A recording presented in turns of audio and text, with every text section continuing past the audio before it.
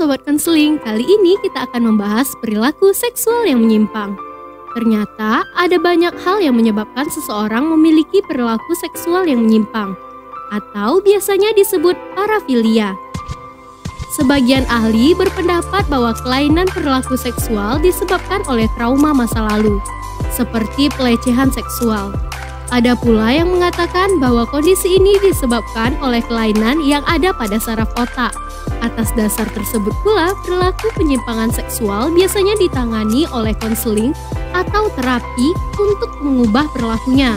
Dapat juga menggunakan obat untuk membantu proses itu, sebab tak menutup kemungkinan jika seseorang memiliki lebih dari satu perilaku seksual yang menyimpang.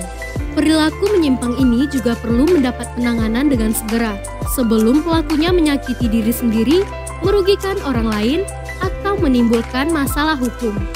Sebab di beberapa negara, beberapa jenis perilaku menyimpang seksual ini dianggap tindakan kriminal dan dapat dijatuhi hukuman pidana. Nah, berikut beberapa perilaku yang dianggap kelainan seksual. Yang pertama, eksibisionisme. Pelaku cenderung ingin membuat orang asing terkejut, takut, atau terkesan dengan perilakunya. Pelaku merasakan kenikmatan seksual bila korbannya terkejut saat ia beraksi. Misalnya, dengan memperlihatkan alat kelamin atau bahkan masturbasi di tempat umum. Dalam eksibisionisme, cenderung tak ada kontak fisik, apalagi seksual, antara pelaku dan korban.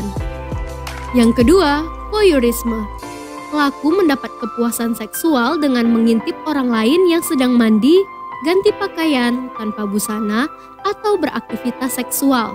Tak menutup kemungkinan kalau si pelaku melakukan masturbasi ketika mengintip korban.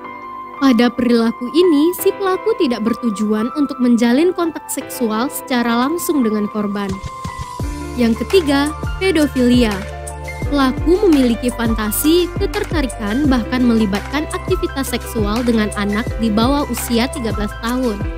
Perilaku tersebut antara lain memaksa anak untuk menonton si pelaku yang sedang masturbasi, memegang kelamin anak, sampai melakukan hubungan seksual dengan si anak.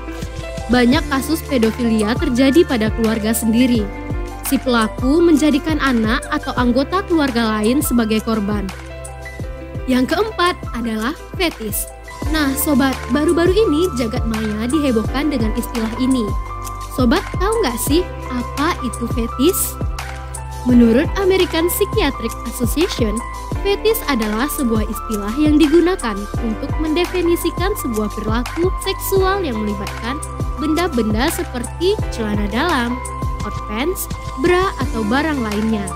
Singkatnya, fetis merupakan perilaku seksual yang menyimpang dengan memiliki fantasi kepuasan saat melihat objek benda mati atau bagian tubuh yang bukan merupakan alat reproduksi.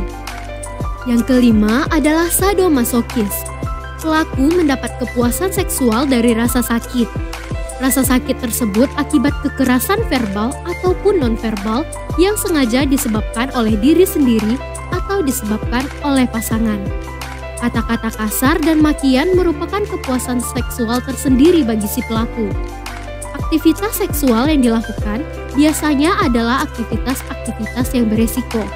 Misalnya, mencekik hingga tubuh mencapai kondisi kekurangan oksigen dengan tujuan mencapai orgasme, tindakan memukul, mengiris, diikat, bahkan dicambuk, justru menjadi kepuasan tersendiri bagi si pelaku.